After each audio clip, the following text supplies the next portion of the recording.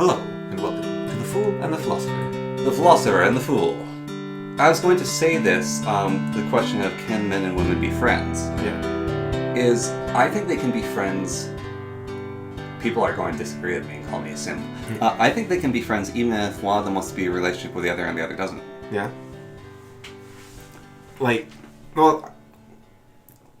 Because I'm kind of on the fence about that. And I'm even on the fence if they both give up on the notion of relationship, then they can be friends. Now, one of my best friends growing up, until she moved away, two of them actually, were girls, because I was a little kid as well, right? Yeah. So at some point, I think I could have said that pretty easily, just because the two of these girls were some of my closest friends in the world, right? Yeah. But the games we would play together, it does get kind of interesting there, because like the one I went to daycare with her, and we would play house, Yeah. like little kids do, and we would be husband and wife, right? So it was a. But the idea of husband and wife, and I think this could actually be a problem with language. You know how it should be descriptive, but it can become prescriptive in a way. Yeah. And I think the idea of husband and wife or boyfriend, girlfriend, romantic relationship, all of that, the fact that we have words for them and that they exist might be the problem, because when we played house as kids, you were, husband and wife meant you were a team. Yeah. Right? You lived together and you were a team. It did mean you had a special relationship you didn't have with anyone else. But we saw it in terms of we were bonded together as this team of husband and wife, right? So we were working together to take care of the kids, to take care of the garbage, to take care of the dishes, whatever it was we were playing, right? And it wasn't about... So we were friends, but we were friends that said you and me. So it's kind of like choosing a best friend in a way, right? Yeah. Where you say, yeah, you and me, we're best friends. And then, okay, we're a team now. It's us against the world, sort of thing, right? And that us against the world doesn't mean the world's attacking you, I guess, but it means whatever problems arise, we will deal with it as a team. And it doesn't mean we have to have a romantic or sexual relationship. It just means we are the team, and no one else is the team. And it doesn't mean you're excluding people even. It's just you wouldn't even think to include them because your team is you and your wife, right? Yeah. Like it's that sort of thing. And so I guess we could say we were...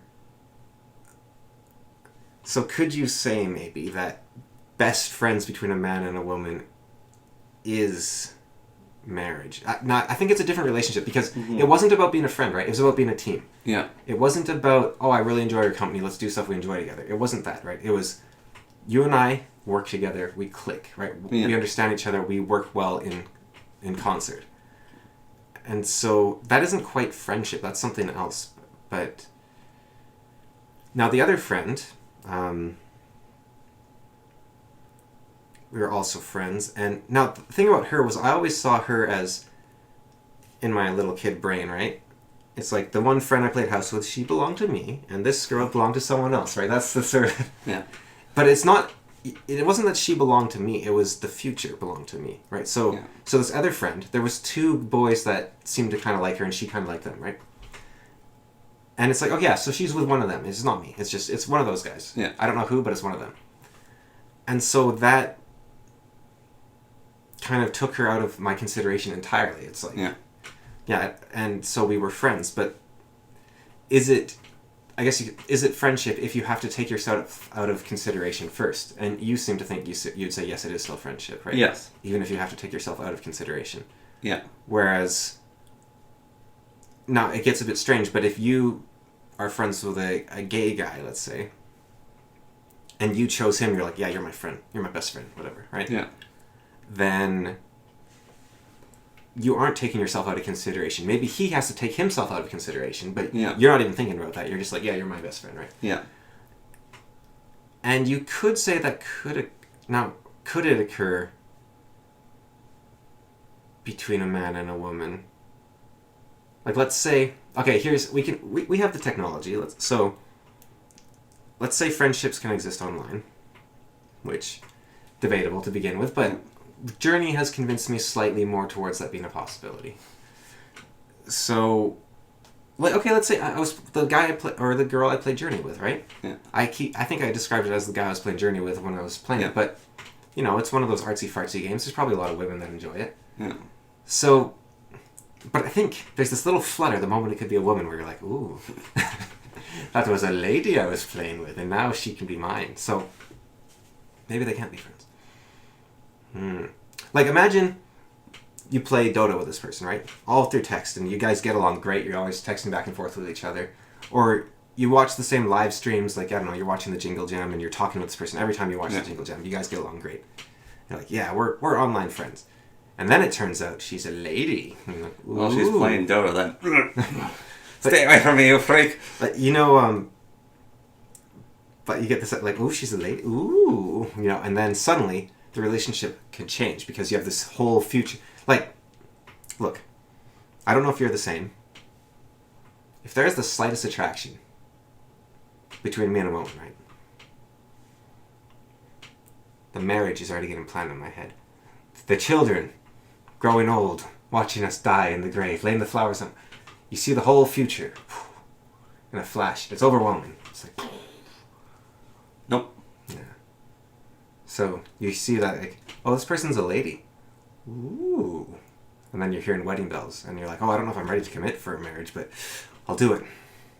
I will marry you, XX Slayer. No, it's not that. It's just, you're cute. That's about it. So I don't think, because there's layers of attraction, right?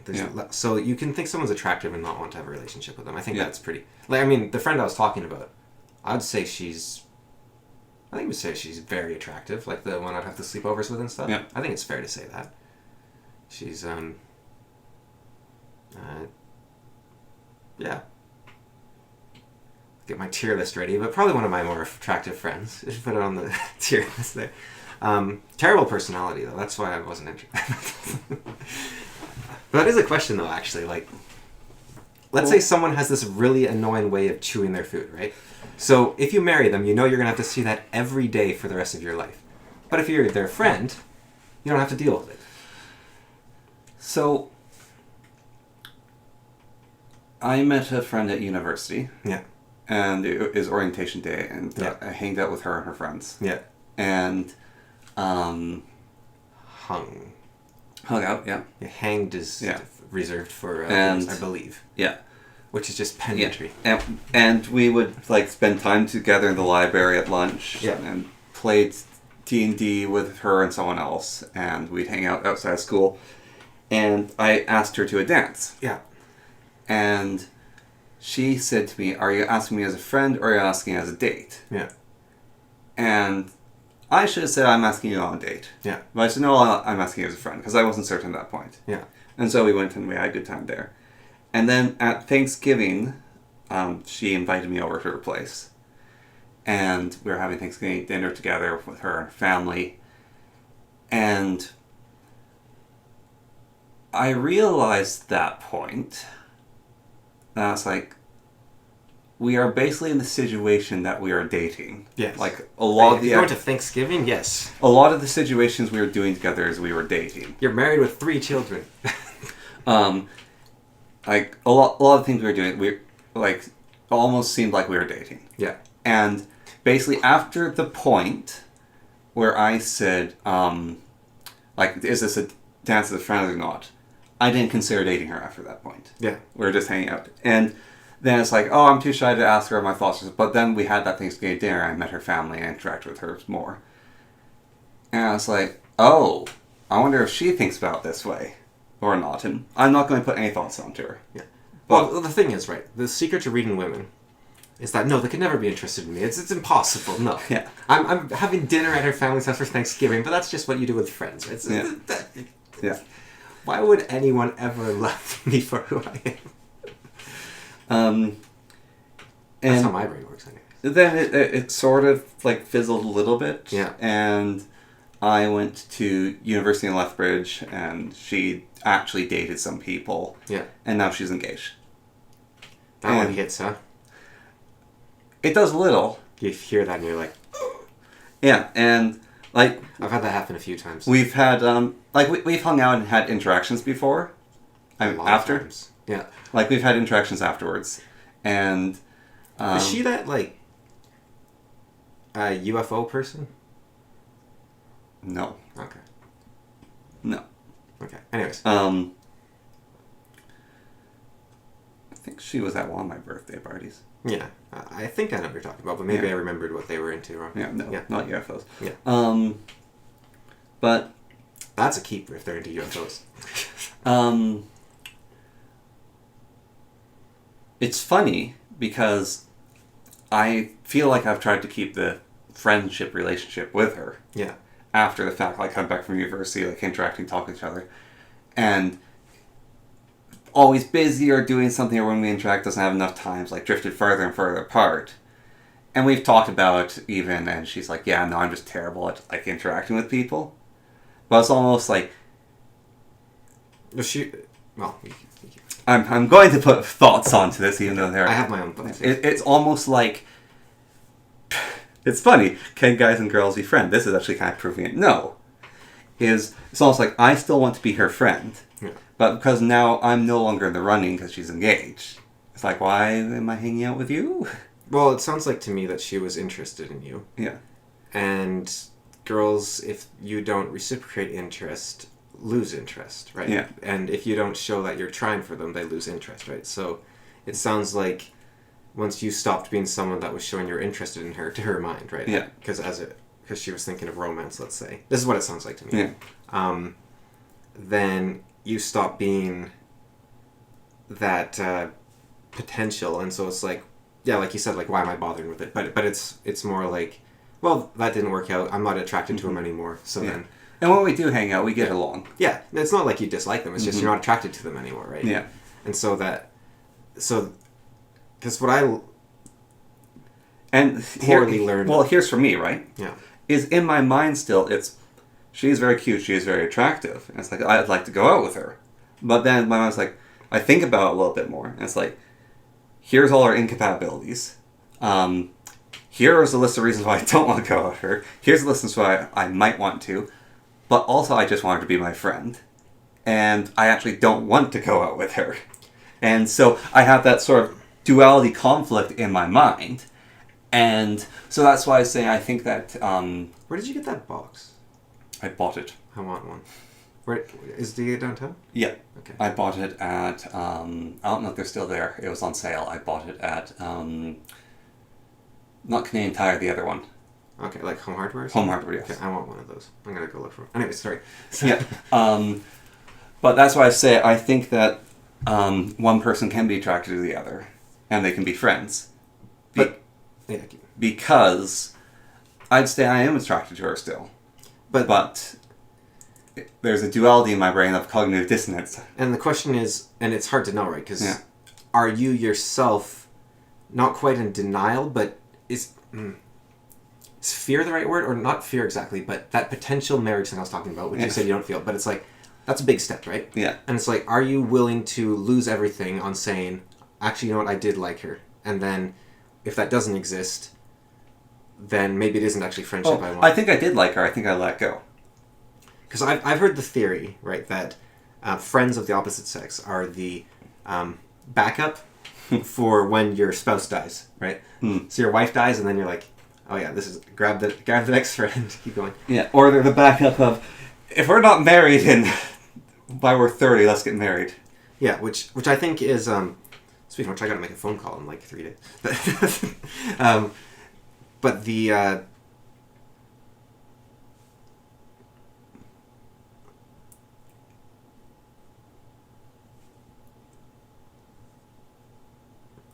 backup isn't necessarily even a negative thing, because maybe friendship as a concept doesn't properly define relationships anyways.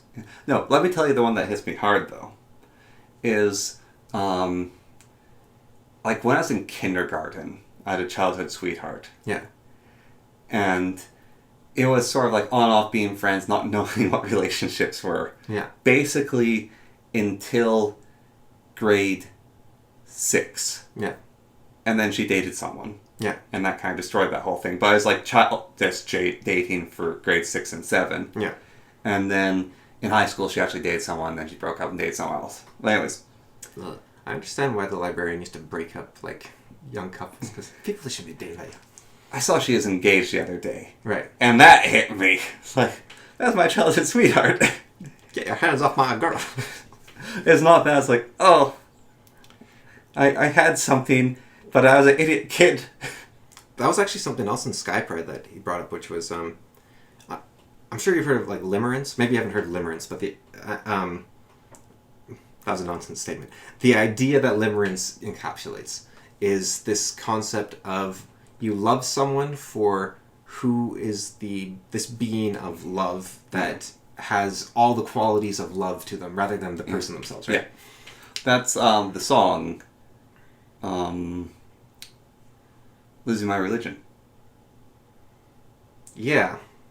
Yeah, it's definitely in that realm. I think Losing My Religion can also be about, like you're saying, the fear of asking love versus should I, shouldn't I? It's kind of in there. Mm-hmm. But it's also, you make the person, and Jung used to talk about this, where if you're attracted to someone, you turn them to this goddess, right? Yeah.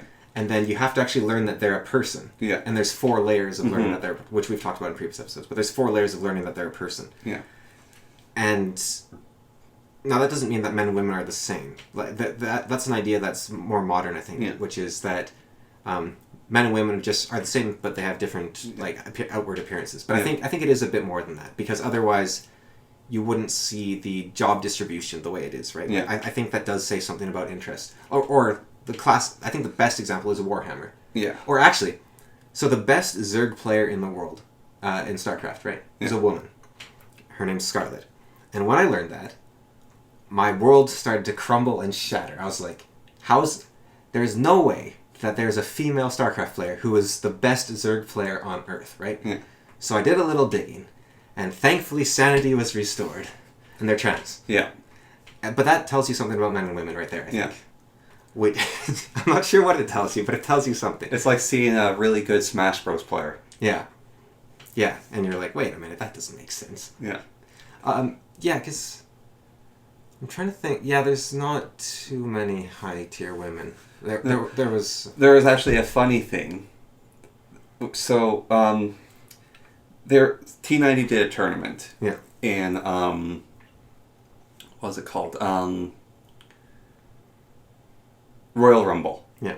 And so how Royal Rumble works is it's 8 players. Each one has a king. Yeah. And if you kill a king, your civilization instantly lose. And Royal Rumble is a tournament he set up. So it's Regicide. Yeah. There's Regicide Rumble. And so the tournament is there are 8 seedings. And he had community players from his community got in. He had invites of people he liked. And this year he's invited pros before. This one had the most pros ever join. And there are rewards. So if you snipe someone's king, that's $25. If you win, you get more money. And there's sub-bracket tournaments, and you're trying to get to the final to win. So there's a community games member he has, and people have called them a bit of a pervert. Yeah. Because when they do, they like to play Regicide, and it's Pope Vici or Papa Vici is their name. Yeah. And they will, how they do negotiation with people, because these community games are all about diplomacy. You can be skilled, Yeah. but you also have to be a diplomat, because you will lose. Doubt almost got knocked out. I think it was Hope got knocked out first in one of the tournaments, and he was the favorite to win, but because Hope just messed up and people turned on him, and if you're outnumbered, you can't win. Mm. And so Pop Vici has this reputation of, they will ask people to send a villager to their castle in alliance to have their king's hand in marriage. And so it's send me a female villager to my castle. Yeah.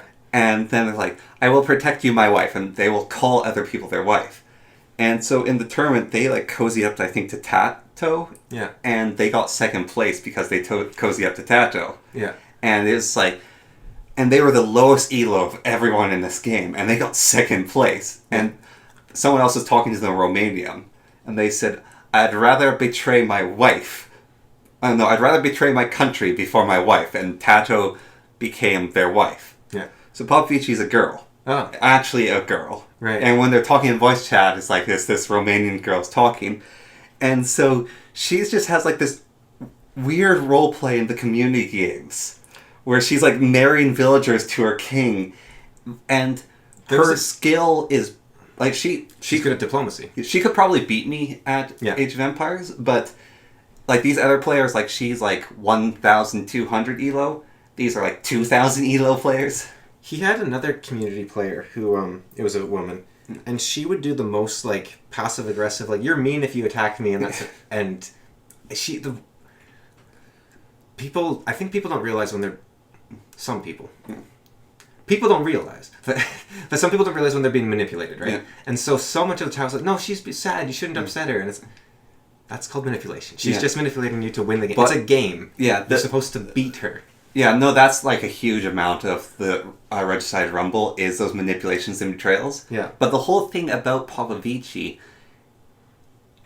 is you don't know that as a girl. Like there some people are calling like Popovici, but it's like, and that's not important. Like Popovici is the role play of it's basically when I first imaged him, like first found out, I imagined like this sultan going like, whoa, whoa, whoa, oh my wives, and it turns out to be some Romanian woman who's just having fun.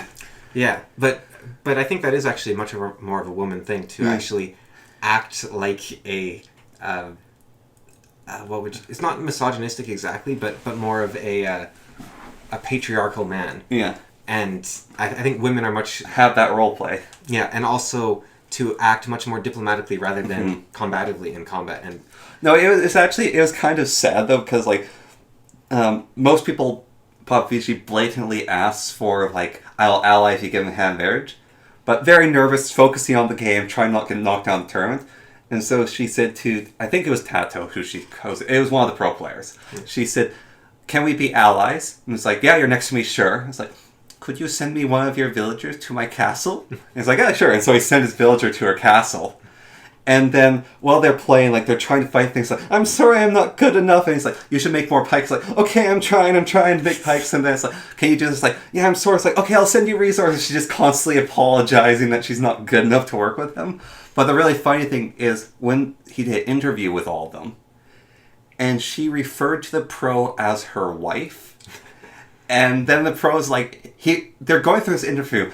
And you could basically hear the cogs in his brain. It's like, wait, I'm married?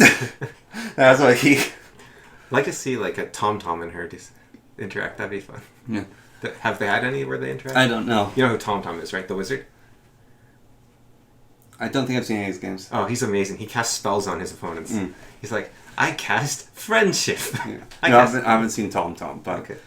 Yeah, the Regicide Rumble is really good because it's like a completely different way to play the tournament. And I think a pro did win, but the highest elo pro didn't.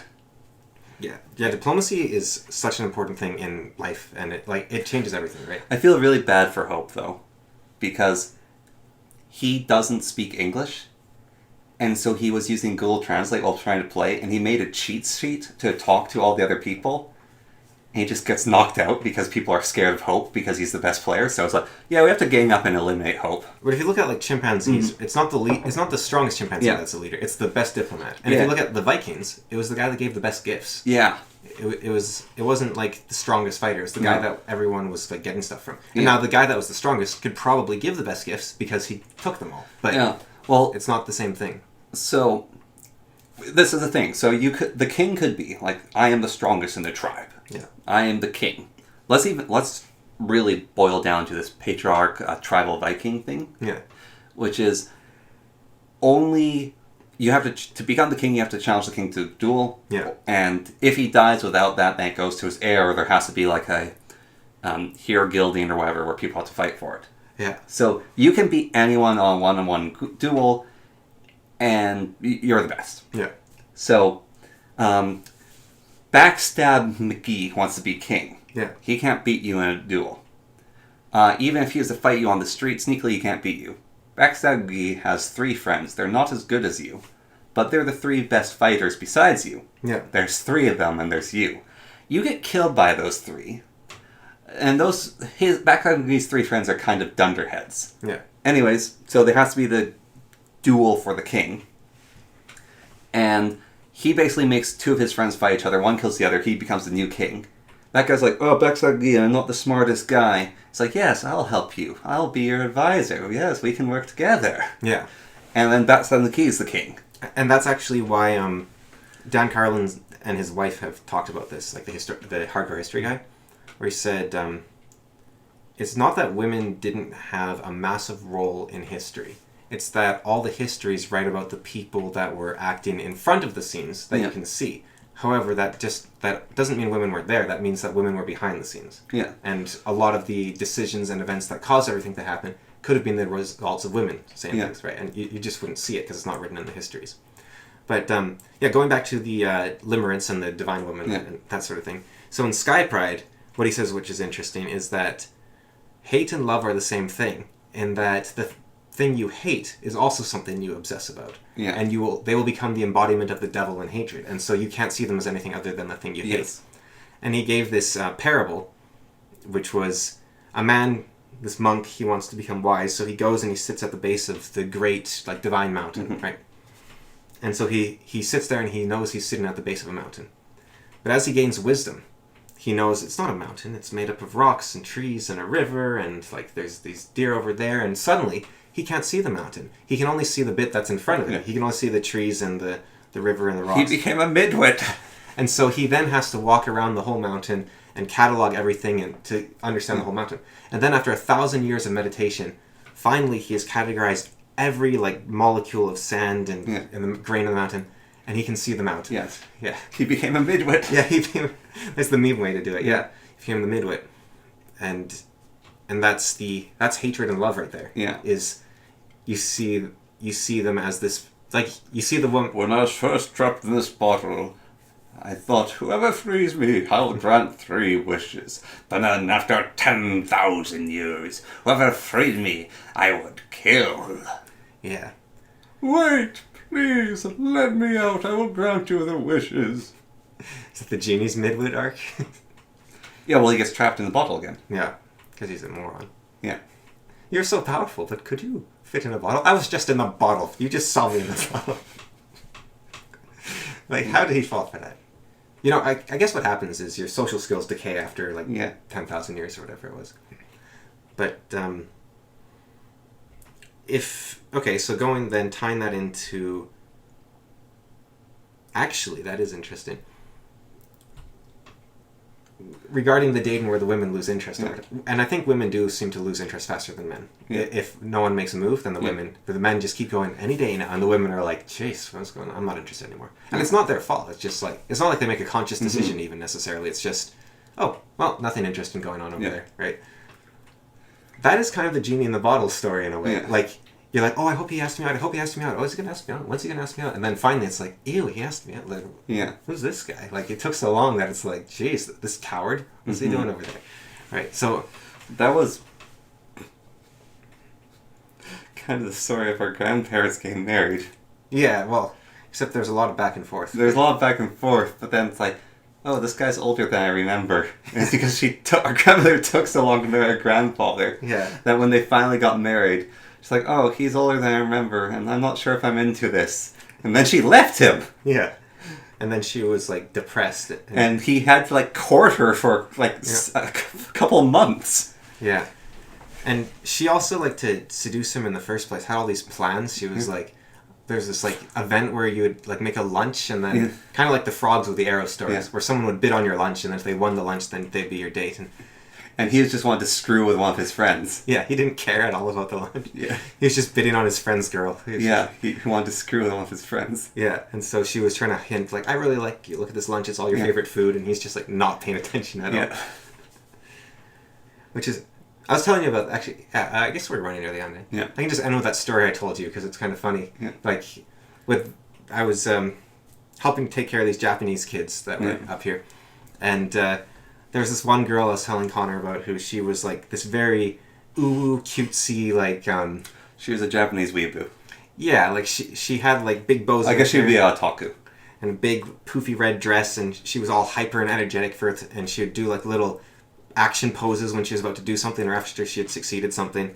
And she was, she was fit, and, like, she wasn't, like, some hideous, like, dweeb-looking creature, right? So she was so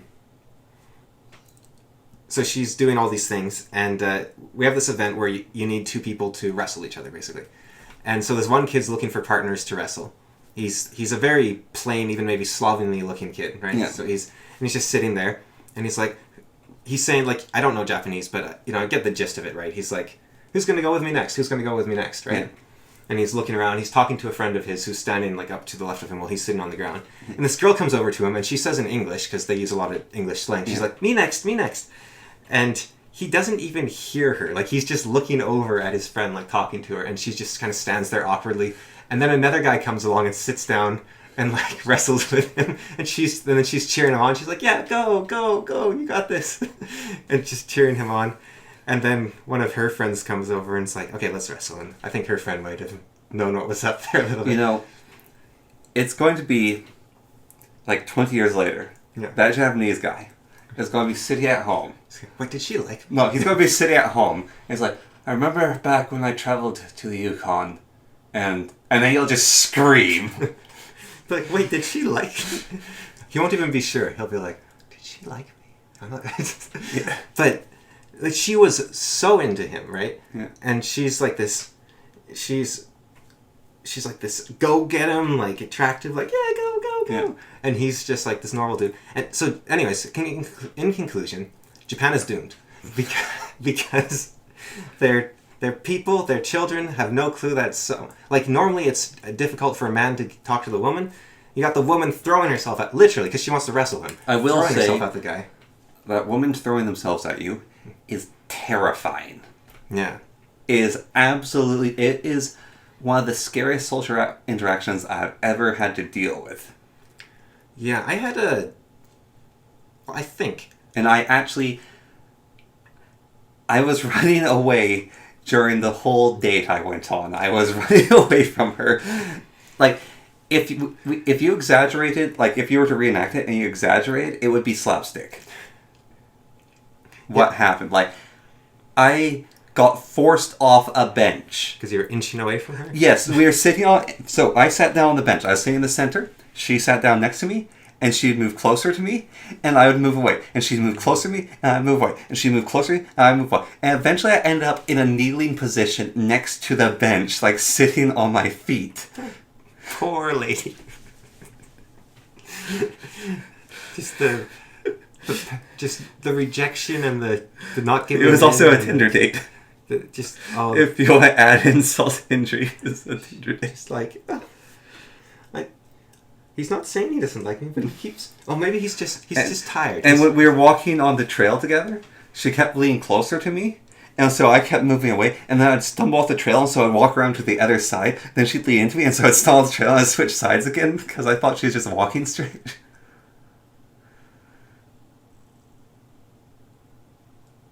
Oh. I was walking with a girl once, and I thought she was trying to force me off the path. I thought she was asserting dominance or something. No, she's trying to lean into you. Oh. I thought it was really annoying. And, like, I was getting my feet wet because I was trying to stay off the wet part of the ground, but she kept, like, pushing into me over to the... So I was, like, getting annoyed, like, geez, this woman needs to learn how to walk. And to be fair, I was thinking... I didn't realize she was leaning to me at that point, but it's like when we were on the bench, I figured it out. Huh. So, when you talked about going back in time, I need you to take a list here, because I got some things I need you to put on that list. Just some tips and tricks, Yes. And that is there's this moment in Harry Potter. It's the biggest fantasy in the whole book, right? But basically, Ron and Harry, they have to go, Harry especially, is required to have a date for the Goblet of Fire dance. Yeah. And so he's looking for this date, and he's really nervous about asking anyone out, and he and Ron go to Fred and George for advice. They're like, it's impossible. How do we ask out a girl? And he's like, oh yeah, there's a date coming up. All right, I'll show you how. And he calls across the entire common room where all the Gryffindors are, and he's like, Angelina. She's like, yeah? You want to go to the ball with me? She's like, yeah? He's like, okay, thanks, cool. He's like, that's how you do it. And it's like, when I read that, I was like, oh, that's beautiful in a way, right? Like, that's beautiful line. But it's like, he didn't overthink it, but no, man. But there's so much dancing on both sides. Like none of the pretty ones are left. Well, except for this girl who's just like, you know what the thing is, right? Like, if you're asking a guy to wrestle with you, and you're being so excited about it, right? Like, I would say, like, there's nothing short of literally throwing herself on him she could do. Yeah. But if you're asking to wrestle, that is what she's doing. When we were talking about dropping handkerchiefs again. Yeah. Oh, just like a proper, like... To get a guy's attention without actually blatantly asking him. But one of the comments says, but what if he doesn't pick it up? Or what if you're like... You see the woman that drops the handkerchief and you're like... Ooh. Yeah. Like, is that... Okay, so... There's some... Yeah, we still got a tiny bit of time. It's only 12:37. We're tying off the... We're tying it off here. Like, that final bit of the fox is like... No. Yeah. So...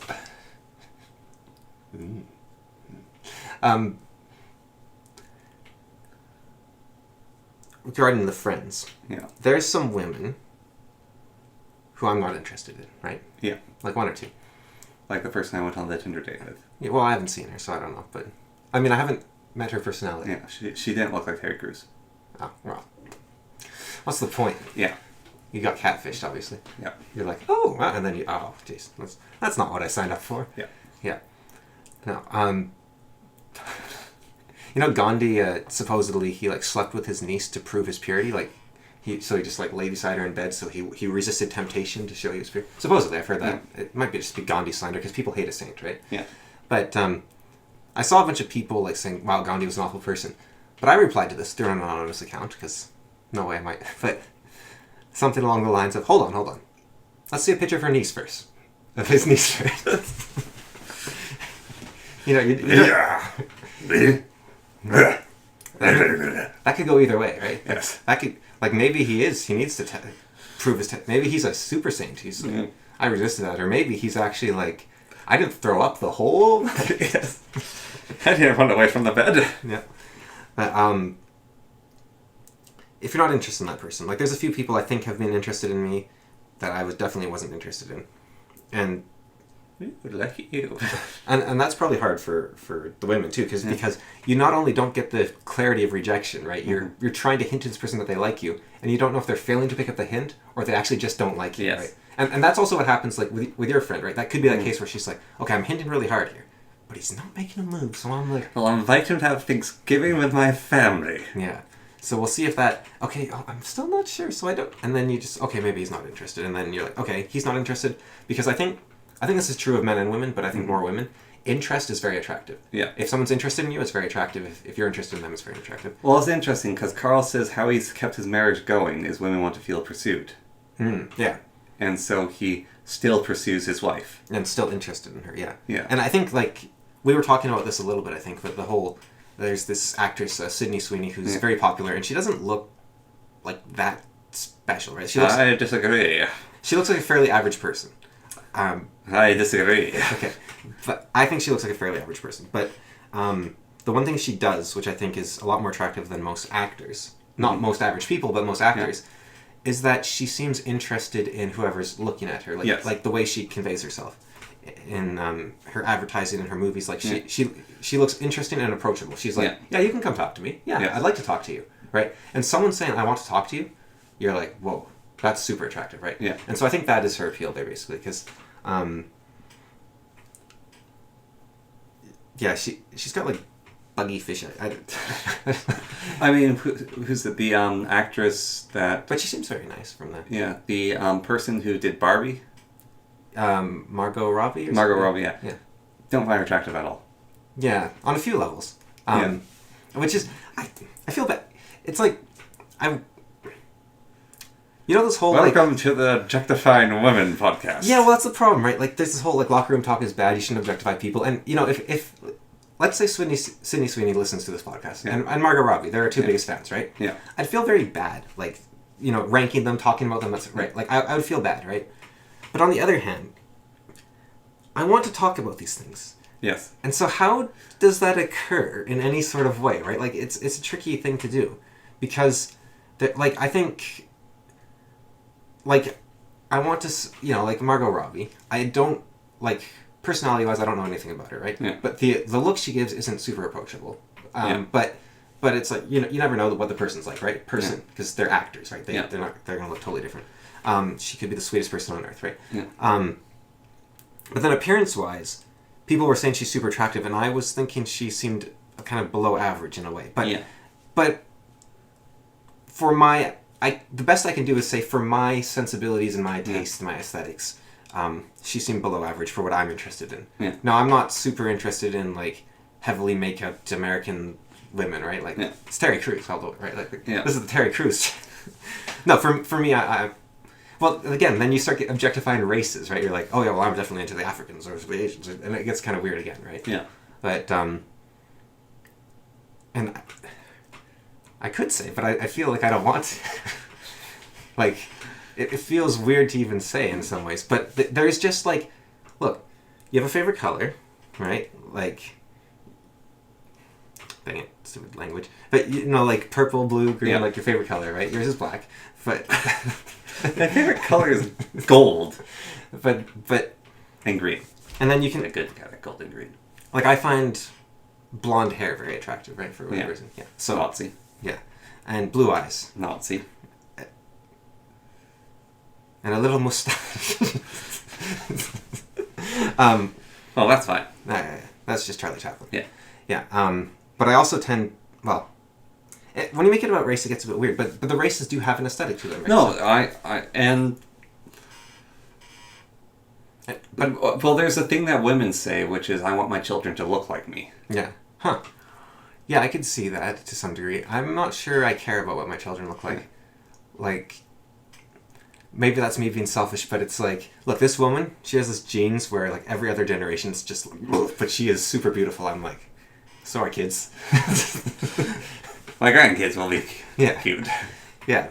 If they ever make it there. Yeah. Might have to do some arranged marriages. Yeah, but I haven't never thought that far ahead. Maybe I should. But I don't think I'm in that. I don't think, like, the thing about women, right, is that they are the choosers, right? Yeah. Men are the competitors and we're the choosers. So women should be making that sort of decision. Yes. Men should take what they can get. Right? That's be satisfied with what you can get, peasant. Yeah. But I'm going to be alone forever. Look, I'm definitely more in the Asian camp, okay? Let's just put it that way. Let's just leave it there. And then we'll move. More Chinese than Japanese. But let's just keep moving on, okay? Really? Yeah. I think the other one. Yeah. But then I don't know where the blonde hair comes in and all that, because that does not look good on Asians. For me.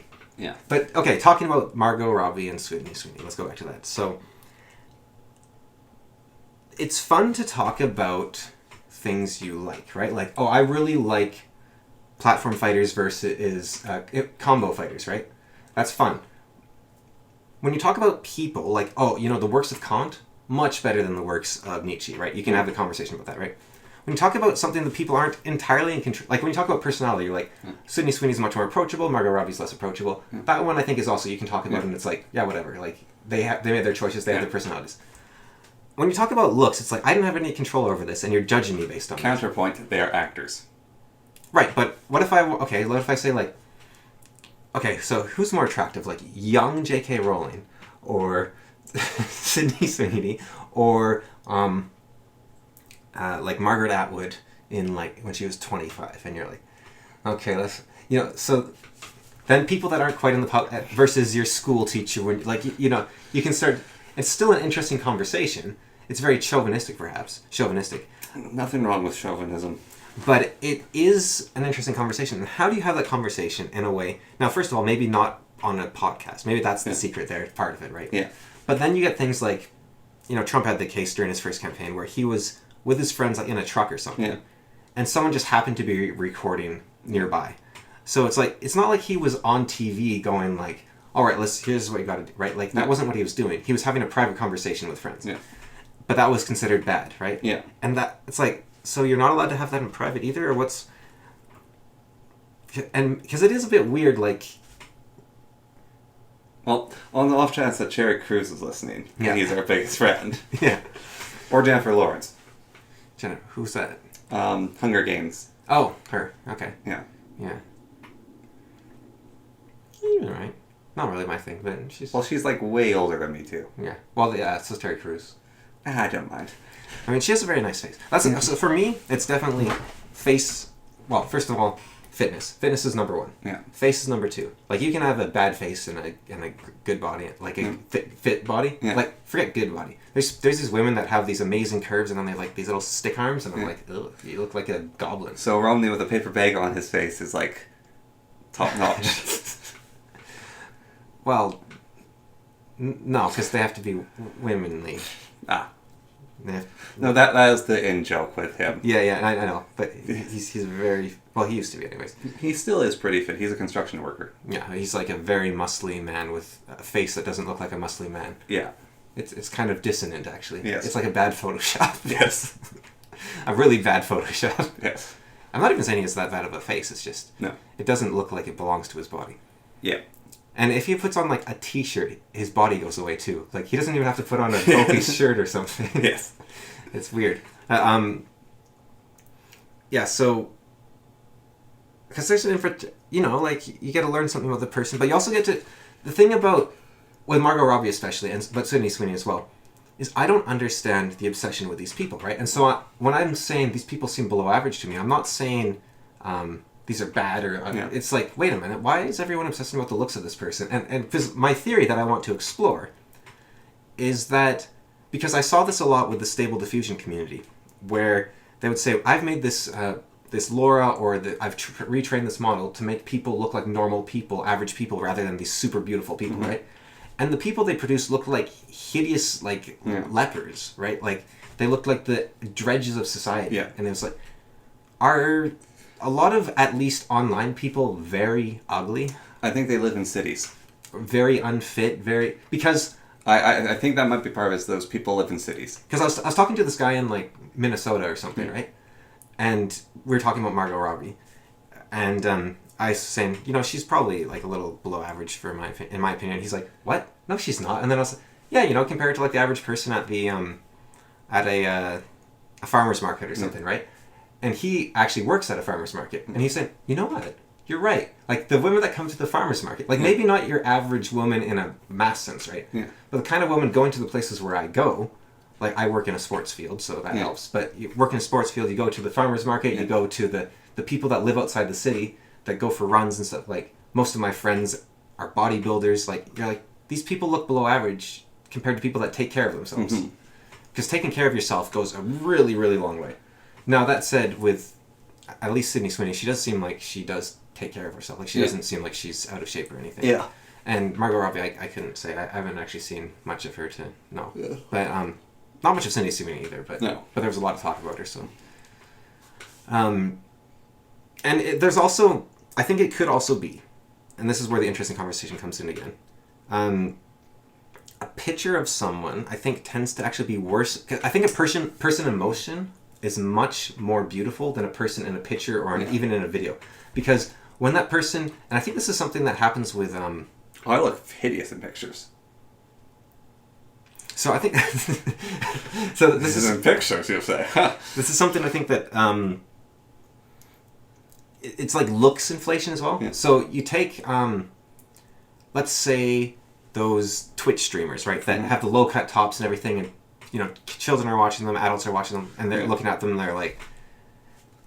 I don't think when you look at that on a screen, right, there's this sort of level of desensitization where... Because I was thinking this when it was another Jubilee video I think I was watching. Yeah. The women wearing their California women clothing, which has, like, these crop tops and everything, and they look like... They just look like they're sort of dressed normally, right? But how often do you actually see a woman in person who's got, like, barely anything on? And it's actually, like, a very different experience than just seeing a picture of that or seeing that in a video, right? It's like, whoa, that's bold. That's a bit much. Yeah. Like, that's, like, a low-cut top, like a slightly low-cut top, and, like, let's say a Twitch streamer. You're like, oh, yeah, that's just what she's doing, right? You see that in person, and you're like, geez, that's intense. Period Flex had the greatest thing on that. It's like... Where do you expect me to look if you're wearing that?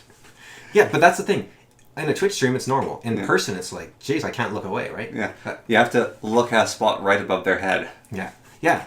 Or, like, there was a swim team, looked like probably mid-20s, early 20s women, practicing on the track field when I was there the other day. And they're all just in, like, these, I don't know what they were. They're, like, sports bikini-looking things, right? And they're all just running around and doing all these, like, flips down the stairs and stuff. And And it's just like, okay, I can't look over there. Like, this is ridiculous. And that's, like, more covered up than some of this clothing you see in these videos, right? Yeah. Because it's not like they're meant to be revealing. They're sports equipment, but it's like, it's very little of it, right? So it's like... Mm-hmm. And so I think... Yeah, no, even for me, like, going to the running track at the gym, it's sometimes like, all right, I have to run faster now. Yeah. I have to run past this person. So I think, like, it could be, and maybe people recognize... Because if I'm running behind them, I know I look like a pervert. Because, like, you can only look at one spot. Yeah, just that glistening bald pate. Yes. We'll go with that to cover myself. So these, yeah, I'm not interested in poo sandwiches, you know. Sandwiches. That is the grossest term for a butt. Exactly. So these, what was I talking about? Oh yeah, so I think if you saw, like, Margot Robbie or Sydney Sweeney in person, it might be a totally different experience. Yeah. I think they might look far better than I expect, right? Like, yeah. I think I'd be like, whoa, because this person in motion looking at me, I might be like, jeez, that's too much. Yeah. Because I think actors might actually be, like, I think film and whatnot might make you look like 30% uglier. So in order to actually look good in it, you might need to be like a really, really good looking person. It's kind of like how for the Hobbit filming, they had to paint all the trees like brilliant green so that it didn't come out looking washed out in the footage. I think beauty might be like that too. Or how China has to paint their mountains green. So when you look at them from Google from satellites, it looks like the country's green. Oh, it doesn't look washed out. Yeah, and they also paint their trees green, and they attach leaves to their trees because their trees are dead. Yeah, so it's kind of like that. I think maybe it's hard to say in person, right? Yeah. But I think there's also this problem where a lot of people are focusing on the person's body, but also, Hollywood and California. Once I had it pointed out once, it was Sargon that pointed it out actually. Lip fillers and like cheekbone injections. Like once you start noticing it, you're like, and like how shiny their faces are and stuff. You're like, ew, that looks wrong. That looks very wrong. Mm-hmm. And like those heavily sculpted eyebrows that just look like they're permanently angry or scared or something. Like it's all a bit. That reminds me of a trend in high school, where it was the year below me, and like I guess the 2 years below me, there was some sort of fashion and look, which is wearing these black stretchy pants and a sort of white loose t-shirt, having long hair in this one style, and having makeup in this one style. Yeah. And so you'd walk down the halls and you see a group of girls together walking down the hallway, and you go, what the heck? There's 3 exact same people walking around. All look the same. And it's like every single girl, except for basically the girls in my grade, looked identical because they're all doing that fashion. And the funny thing is, there was one girl who looked like that, and that's because she's the one who, she was good at makeup. She actually... Right. And the look suited her. It embodied her, yeah. Yeah, and so she was like, so incredibly hot. Scary person, honestly. Like, terrifying. Like, wanted to ask her out, too scared to. Like, it's not even, oh, she'll make fun of me. It's like, I might get, like, a tongue lashing that would, like, be on the equivalent level of, like, a man having his, like, Latino wife tongue lash him for trying to ask her out. Well, you gotta, what's the, I don't know, you gotta risk getting burned if you want to make fire. Yeah, but, like, she could pull off the look, and then other people in our grade didn't do that look. Like, some of them sort of did the look, but to a less extent. But it's just funny that everyone looked the same at my high school. Yeah. And it didn't work for most of them. Yeah, well, I think that's, like, a lot of these looks, like, they just look... They're all looking like the same person. It looks alien. It doesn't... And so people like Sydney Sweeney who just keep her natural features, supposedly. I think it's natural. Look, it's natural, and you're like, oh, that's refreshing, at least. But she has... again, this is talking about the person again, and it gets weird, because she's got very baggy eyes, right? And I'm not into baggy eyes. And we'll leave it there. I'm not Italian. I'm trying to make this better. I'm making it work. I don't want to... Look, I'm sorry, Sydney. You can come on if you want, and you can tell me what I did was wrong, or you can explain it, and I'm sorry. Yeah, you can definitely go on the podcast. Yeah. And same for Margot Robbie. She can come too. And Terry Crews. Yeah. Terry Crews. All three have a stand-in invitation. Yes. Yeah. But for Terry Crews and Sydney Sweeney, you might have to be doing most of the talking. Well, if they want to lecture me about like talking about it, well, I mean, you and them might have to do most of the talking. I might have trouble talking. It'll be starstruck. Yeah. Yeah. I just feel as long as they don't have a camera on, so I don't have to look at her bug eyes. That'll be. That's a little far. Oh, jeez, I feel bad. That actually felt a little bad. Not too much, though. It felt more in fun. I don't know. I got a big nose, okay? You can make fun of my big nose. Yeah. Yeah. I got a big nose. Maybe you're not. And you got hairy eyebrows. I got hairy eyebrows. And I got stretchy skin. Yeah. Like a snake. Yeah. Glass house is over here, but I don't have bug eyes. You got hairy arms. And hairy legs. Yeah. Yeah. There's the guy called Porn Cop. Alright, bye. And the kids, they brush my hairy legs. We're done. The hair's going We're done. I'm going through a tunnel. Sorry, I have to end. Okay, bye. Bye.